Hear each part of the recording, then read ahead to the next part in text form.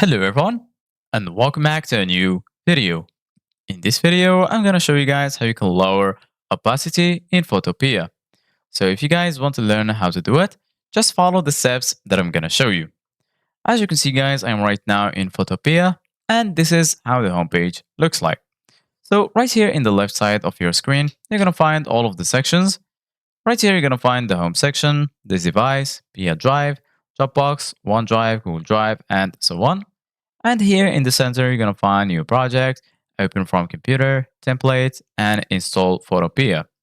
So right now, go ahead and click on new project.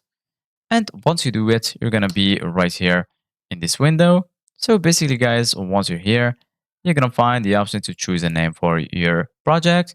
Right here, you can choose or select the width, the height, and also the DPI of your image. And right here in the bottom, as you can see, guys, you're going to find the sizes. You can choose any size that you want for your image. For example, I'm going to go to screen, then I'm going to select this size, and then I'm going to click on create. Once you click create your project, you're going to be right here in this page.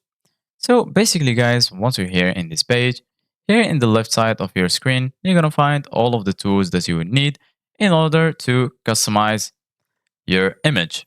So right now, I'm going to add an image firstly. So I'm going to click on File.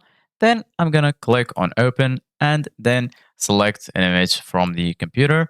So I'm going to select this image, for example. Once you add your image, you can adjust it like this. And then if you want to adjust the opacity of the image, you can either click on it or you can select it here, select its layer.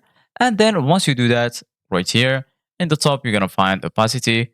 As you can see, guys, you can either decrease it or increase it as you want.